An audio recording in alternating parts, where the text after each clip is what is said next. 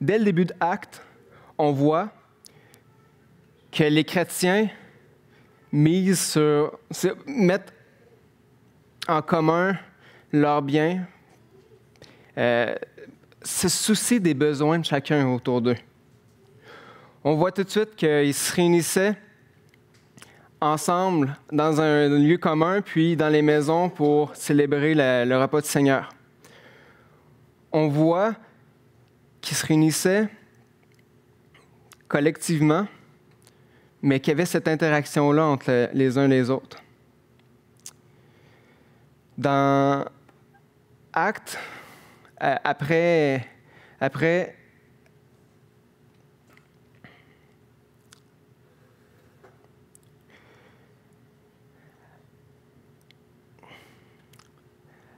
que le Saint-Esprit soit arrivé, on voit Pierre, Jean qui guérit un paralytique, qui se font arrêter, puis qui arrivent devant le Sanhédrin. Ils témoignent de Jésus, se font menacer de ne plus parler de Jésus, sont libérés. Puis après ça, leur réflexe est de retourner vers les leurs puis leur expliquer qu'est-ce qui est arrivé. L'assemblée est alors remplie du Saint-Esprit. Ils annoncent Jésus avec joie, puis tout de suite, on voit une autre description de ce qu'est rendu l'Église à ce moment-là. La multitude de ceux qui avaient cru n'était qu'un cœur et qu'une âme. Nul ne disait que ses biens lui appartenaient en propre, mais tout était commun entre eux. Les apôtres rendraient avec beaucoup de force témoignage de la résurrection du Seigneur Jésus, et une grande grâce reposait sur eux tous, car il y avait parmi eux aucun indigent. Tous ceux qui possédaient des champs et des maisons les vendaient, apportant le prix de ce qu'ils avaient vendu, et le déposaient aux pieds des apôtres. Et l'on faisait des distributions à chacun selon ce qu'ils en avaient besoin. Encore une fois, l'unité prédomine. Le souci des besoins des frères et sœurs aux alentours est présent. Le souci des besoins physiques. Tout de suite après, les remous commencent à arriver. On voit qu'il y a Ananias et Saphira qui ont menti, qui meurent à cause du mensonge. On voit les apôtres qui se font arrêter à cause qu'ils parlaient de l'Évangile, puis que le Sanhédrin n'aimait pas ça. Ils se font battre, ils se font à nouveau menacer, puis là, la persécution commence à arriver. Étienne se fait amener à mort. Certains disciples se dispersent et commencent à annoncer l'Évangile là où ils s'en vont, dans la Samarie, puis d'autres même chez les païens. Puis on voit Paul qui persécutait les chrétiens, qui se convertit. Puis c'est alors qu'on trouve une prochaine description de Actes qui dit « L'Église était en paix dans toute la Judée, la Galilée et la Samarie, s'édifiant et marchant dans la crainte du Seigneur. Et elle s'accroissait par l'assistance du Saint-Esprit. » Malgré la persécution, l'Église continue de grandir. Grandir en nombre, grandir en maturité. Je reviens au début. On a parlé que dès le début, il y avait l'unité qui était là, il y avait un souci des besoins qui était présent.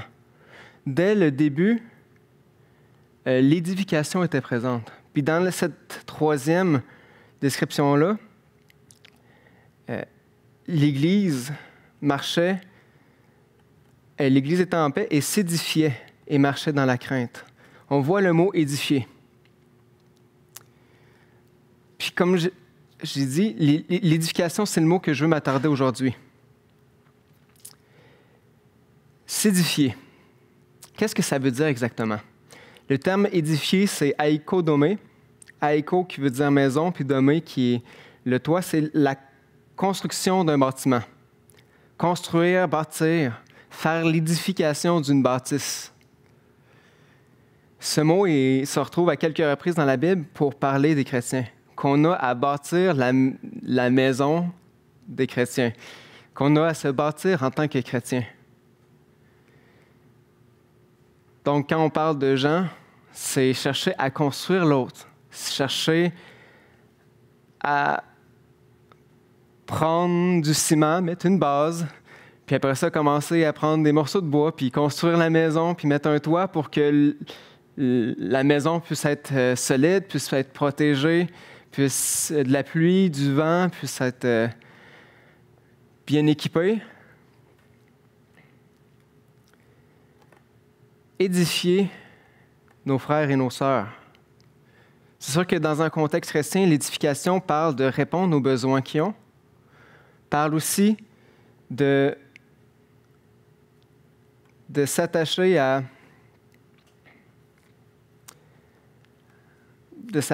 Dieu, de grandir dans la connaissance, mais dans la maturité. Mais quand on regarde l'exemple de Jésus, on voit que son focus à lui, c'était de répondre aux besoins physiques et spirituels des gens pour pouvoir les aider à aller plus loin. On voit le terme édifié dans Actes 20, 32. Et maintenant, je vous recommande à Dieu et à la parole de sa grâce, à celui qui peut édifier et donner l'héritage avec tous les sanctifiés. Puis dans Éphésiens 2, ça dit « Vous avez été édifiés sur le fondement des apôtres et des prophètes. Jésus-Christ lui-même étant la pierre angulaire, en lui, tout l'édifice bien coordonné s'élève pour être un temple saint devant le Seigneur. En lui, vous êtes aussi édifiés, vous êtes aussi construits pour être une habitation de Dieu en esprit. » Ces deux versets nous montrent que Dieu bâtit, que Dieu participe à la construction. Participe à la construction pour qu'on puisse être l'habitation qui appartient à Dieu. Dieu nous construit, mais il nous appelle tous, chacun de nous, à prendre part à la construction. Romains 15 nous dit que chacun de vous cherche à plaire à son prochain en recherchant ce qui est bien pour l'édification. Rechercher ce qui est bien pour que l'autre puisse être bâti, pour que l'autre puisse être construit. Thessaloniciens dit « Car Dieu ne nous a pas destinés à la colère, mais à l'acquisition du salut par notre Seigneur Jésus-Christ, qui est mort pour nous, afin que, soit que nous veillions, soit que nous dormions, nous vivions ensemble avec lui. » Christ est mort pour que l'on puisse vivre. Christ est mort et il a subi la colère pour qu'on puisse avoir le salut. C'est pourquoi exhortez-vous réciproquement et construisez-vous, bâtissez-vous, édifiez-vous les uns les autres, comme en réalité vous le faites. Ces quelques versets nous sont donnés avec une idée claire. Comme Jésus est venu s'investir dans la vie des gens afin de se donner, afin de nous sortir de la misère et de leur permettre de grandir, nous devons nous aussi nous investir de la même façon dans la vie de nos frères et sœurs pour répondre à leurs besoins, pour les sortir de leur misère s'ils sont dans la misère, pour voir où est-ce qu'ils sont dans leur vie chrétienne puis les aider à grandir, pour voir où est-ce qu'ils sont physiquement dans leurs besoins pour répondre à leurs besoins, puis les aider à être plus solides, plus fermes pour qu'eux aussi puissent de la même manière aider leurs prochains comme Christ est venu s'offrir à nous pour nous sortir de la misère, puis nous sauver, puis nous édifier. Les gens qui nous entourent ont des besoins et nous sommes rappelés à répondre avec comme but précis de les voir se construire. C'est aussi un élément que les Corinthiens avaient à apprendre. Puis, aujourd'hui, c'est dans Corinthiens qu'on va parler. Juste pour mettre un contexte, les Corinthiens avaient plusieurs problèmes à l'interne. La majorité de leurs problèmes, quand on lit la première épître, est interpersonnelle. Au lieu de s'investir dans la vie des frères et des sœurs, ils se comparaient les uns aux autres. Puis ils disaient « Moi, je suis meilleur que toi. Moi, c'est Paul qui m'a annoncé l'Évangile. Là, moi, c'est Apollos. » Puis ils se pétaient les bretelles selon la personne qui les avait conduits à Christ. À d'autres moments donnés, dans l'Épître, on voit qu'il y avait des conflits, puis que leur manière de régler les conflits, c'est qu'ils amenaient les autres en justice, qu'ils les amenaient à la cour des petites créances. Certains frères jugeaient d'autres frères parce qu'ils mangeaient des viandes sacrifiées aux idoles, puis pour eux, ça ne se faisait pas. Puis d'autres méprisaient les frères qui mangeaient de la viande sacrifiée aux idoles parce qu'ils ne jouissaient pas de leur pleine liberté en Christ. C'est pas pour rien que Paul dit dans Corinthiens que La connaissance enfle, mais l'amour édifie. Parce que la connaissance est utile, est nécessaire, mais lorsqu'on s'attache juste à la connaissance, on finit par orgueil, se trouver meilleur que les autres, se comparer aux autres. Mais l'amour nous amène à voir les autres comme étant au-dessus de nous-mêmes. L'amour va construire l'autre, va s'investir dans la vie de l'autre pour le voir bâti. Il dit encore, tout est permis, mais tout n'est pas utile. Tout est permis, mais tout n'édifie pas. Et il encourage par ce verset-là à construire, à bâtir dans la vie des autres en recherchant l'amour. Que personne ne cherche son propre intérêt, mais que chacun cherche celui des autres.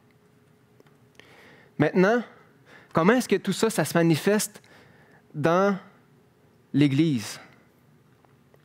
C'est là qu'on arrive au chapitre 12 à 14 de Corinthiens.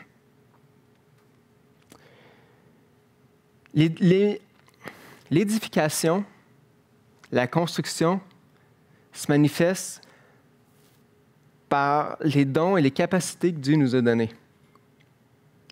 Puis, c'était un des éléments que les Corinthiens avaient de la difficulté, parmi les autres difficultés que j'ai parlé plus tôt. On voit que dans les chapitres 12 à 14, que Dieu nous a donné des dons, Dieu nous a donné des capacités. Puis, il nous a donné avec un but précis, qui est l'édification. En fait, dans les 3 chapitres, il parle d'un des problèmes à l'Église de Corinthe, c'est que les Corinthiens, dans les différents dons et capacités que Dieu donne à l'Assemblée, eux, il y en avait un qui trouvait plus spectaculaire dans le temps, puis qui mettait comme un piédestal sur les autres. Pour eux, ils voyaient le parler en langue, le fait de parler une langue étrangère, de par la volonté de Dieu, ils voyaient ça comme étant le meilleur de toutes les capacités que Dieu pouvait nous donner, de toutes les habiletés que Dieu pouvait nous permettre de développer, ou les dons que Dieu nous donnait. Puis eux, ils mettaient ça par-dessus toutes les autres, puis ça les amenait à négliger certaines autres capacités ou à se comparer puis à s'enfler d'orgueil. Puis, Paul arrive à chapitre 12 pour traiter de ce problème-là. Il commence en parlant, en disant que on a plusieurs capacités, on a plusieurs dons qui nous viennent de l'Esprit. On a des dons spirituels que Dieu nous a donnés, mais il y a juste un seul Esprit. On a des différentes tâches et services que Dieu nous a donnés à faire, mais il y a juste un Seigneur qui nous donne ces tâches-là. Il y a juste un Dieu qui accomplit ces tâches-là en nous, à travers nous. Puis, au verset 7, il dit « Or, à chacun, la manifestation de l'Esprit est donnée pour l'utilité commune. » Toutes les capacités que l'on a se trouvent en une seule source, qui est Dieu, et un seul but, l'utilité commune. C'est à ce moment-là que Paul utilise l'illustration du corps humain. C'est là qu'il dit que, regardez, dans le corps humain, dans l'Église, s'il y avait juste une main, ben, on ne pourrait pas rien faire. On a besoin de chaque partie du corps. On a besoin du pied, on a besoin de la tête, on a besoin des yeux pour voir. Puis on le voit tout de suite, dès que quelqu'un est handicapé, il y a à se trouver toutes sortes d'artifices pour pouvoir combler le membre qui lui manque, si c'est possible. Puis, si ce n'est pas le cas, ben, il n'y a pas le choix de vivre avec cet handicap-là, puis d'avoir plus de difficultés dans la vie. Puis de la même manière, nous, en tant qu'Église, on a besoin de chacun de nous, les uns les autres. J'ai besoin que de gens qui pensent différemment de moi. Quand je suis avec ma femme, il y a des choses que je comprends de ma femme, puis il y a des choses que ça me prend beaucoup plus de temps de comprendre, puis il y a des choses que je n'ai pas compris, que je ne comprendrai peut-être jamais. Mais il y a telle autre personne qui va la comprendre puis qui va pouvoir l'aider. Bien, ma femme a besoin de l'autre personne, n'a pas besoin de moi là-dedans. Moi, je ne suis pas capable de répondre à son besoin. Et vice-versa.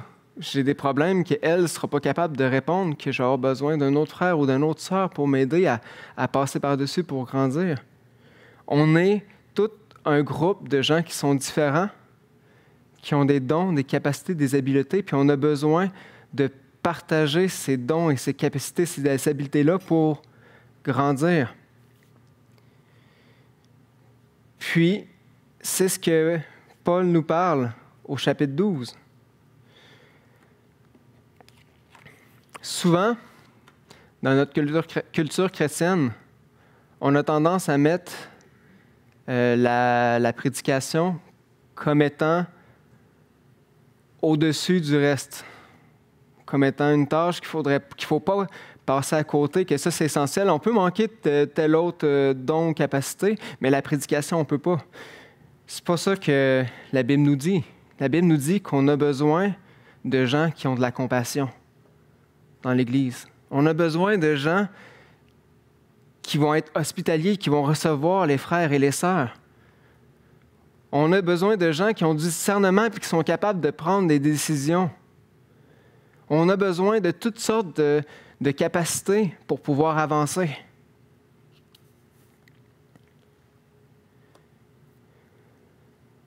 Paul dit ensuite, et je vais vous montrer encore une voie par excellence. Et c'est à ce moment-là qu'arrive le chapitre 13. On connaît tous, ou on a tous déjà entendu parler à quelque part de 1 Corinthiens 13, où est-ce que ça nous dit « l'amour est patient, l'amour est bon ». Quand même que j'avais la connaissance, quand même j'avais la foi jusqu'à transporter les montagnes. Si je n'ai pas l'amour, je ne suis rien. Ce chapitre-là nous montre la motivation de tout, mais donné dans un contexte où que ça parle des dons spirituels puis des capacités que Dieu nous donne. Quand je parlerai la langue des hommes et des anges, si je n'ai pas la charité, je suis un airain qui résonne ou une cymbale qui retentit. Je vous ai dit tout à l'heure que Corinthiens avait un problème avec le parler en langue, où est-ce qu'il mettait au-dessus de toute autre capacité. Puis, dans ce contexte-là, Paul dit spécifiquement, si j'avais le parler en langue, puis que j'étais même capable de parler toutes sortes de langues de tous les hommes, et même jusqu'à la langue des anges, si je n'ai pas l'amour, je suis rien. Toutes les capacités que Dieu nous donne, Dieu nous les donne pour l'amour.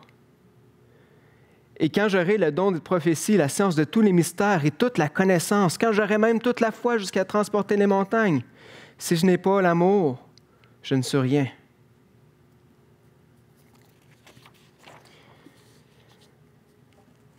Ça ne sert absolument à rien que Dieu m'équipe et fasse de moi une personne extraordinaire par toutes les capacités et le potentiel que j'ai si je n'utilise pas ça pour aimer mon prochain, pour le bâtir, pour le construire, pour l'édifier. Puis à partir du chapitre 14, Paul parle davantage du problème que les Corinthiens avaient. Il met le doigt sur le bobo puis il dit, là, vous mettez le parler en langue sur un piédestal. Puis moi, je vous dis, si ça ne sert pas à l'amour, si ça ne sert pas à l'édification, ça ne sert à rien. Au contraire, si vous avez juste le parler en langue, puis que vous n'avez personne pour interpréter, parce que le parler en langue, dans le contexte, c'était un don que vous avez donné pour pouvoir atteindre les nations avec les langues étrangères.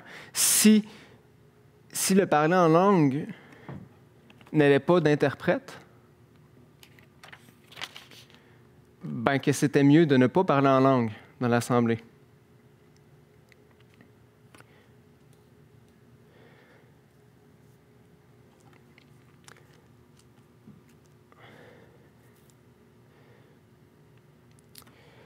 Le parler en langue devait servir à l'édification comme tous les dons. Au verset 6, ça dit « Que faire donc? Lorsque vous vous assemblez les uns les autres, parmi vous ont-ils un cantique, une instruction, une révélation, une langue, une interprétation, que tout se fasse pour l'édification. » L'édification, c'est là le but de s'assembler les uns avec les autres. C'est un des buts primordiaux de s'investir pour de voir les autres grandir.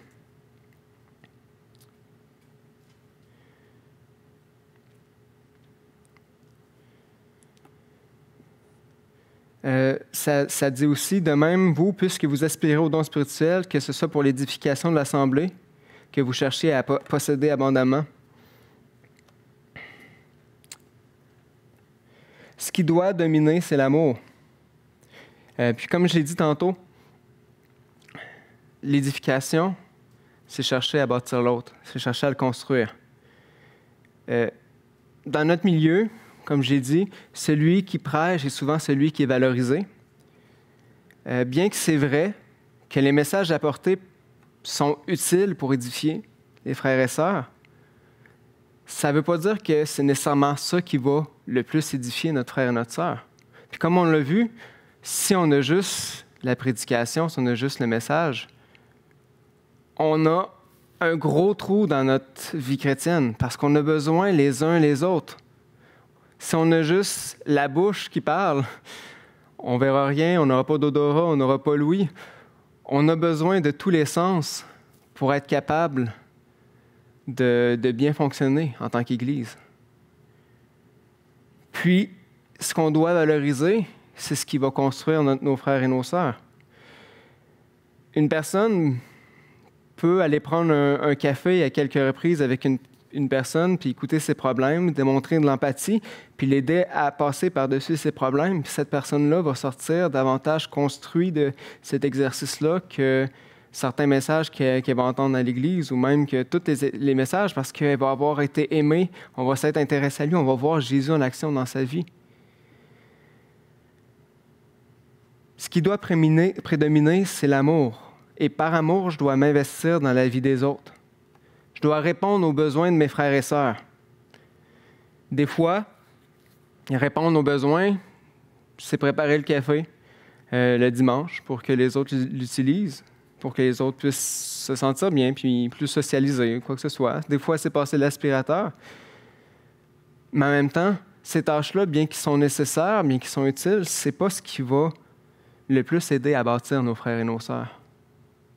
Puis je crois que le verset 14 nous amène à chercher à mettre nos priorités à la bonne place. Nous amène à se remettre en question pour voir dans ma vie les choix que je fais. Est-ce que je les fais afin de m'investir dans la vie de mes frères et sœurs, afin de les aider à grandir, ou est-ce que je les fais pour me protéger, pour me bâtir pour moi-même? Quelle action me permettrait d'aimer et d'aider plus mon prochain? Quel emploi du temps ou quel horaire, quelle priorité me permettrait d'aimer plus? De bâtir, de construire mon frère et ma sœur. Ma question que j'ai ce matin, sur laquelle je mets l'emphase, c'est de quelle façon est-ce que je peux aider mon prochain à grandir? Puis, je ne désirais pas embarquer dans toutes les discussions sur les dons spirituels, sur les capacités, sur qu'est-ce qui est un don spirituel aujourd'hui, qu'est-ce qui ne l'est pas. Mon but est de focusser sur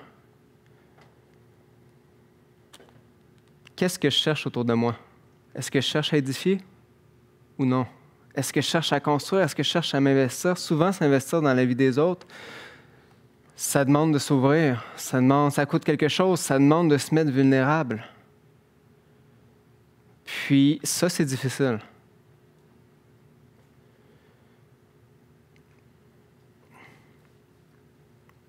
Puis, je veux vous laisser cette question ouverte-là, de prendre le temps de réfléchir chez vous. Quel besoin que moi je suis capable de répondre? Dans quelle personne? Puis de quelle façon? Qu'est-ce qui, dans ce que je fais de la vie de tous les jours, soit mes occupations, soit mes services, qu'est-ce qui m'aide à faire grandir les gens au travail ou les gens dans ma famille ou les amis que j'ai ou les gens dans l'église que je côtoie ou ceux que je côtoie pas? Qu'est-ce qui peut m'aider ces personnes? Qu'est-ce qui peut aider ces personnes-là à grandir puis à être plus proche de Dieu? Ou quel besoin est-ce que je peux répondre pour qu'elle ait moins de distractions dans sa vie, ou qu'elle puisse être aimée, pour qu'elle puisse aimer à son tour? Qu'est-ce que je peux faire pour l'aider? Je vais terminer par un mot de prière, puis je vais laisser Guillaume pour le chant final.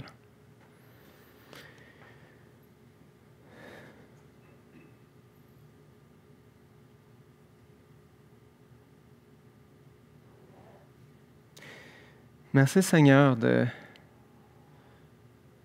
nous aimer énormément. Merci d'avoir quitté ton trône pour t'investir dans nos vies. Puis oui, je te prie de nous aider à servir. Apprends-moi à moi personnellement le voir qui dans mon entourage a besoin que je m'investisse dans sa vie, comment je peux m'investir, puis qu'est-ce que je peux faire pour l'aider? Comment est-ce que je peux mettre les capacités, les aptitudes que tu as mis dans ma vie, les dons que tu m'as donnés pour te servir, pour aimer mon prochain? Puis je te prie la même chose pour cette assemblée qui est ici. Aide-nous à être un groupe de fourmis qui ensemble font équipe pour amener la nourriture à la reine et pour travailler à l'unisson. Aide-nous à être une équipe qui voit les besoins des autres et qui y répond, puis qui sont une chaîne attachée les uns aux autres, solide, difficile à défaire parce qu'on est intimement proches les uns des autres et qu'on connaît les autres intimement et qu'on cherche à répondre à leurs besoins. Apprends-nous à grandir puis à s'investir dans la vie de chacun de nous pour ta gloire. Amen.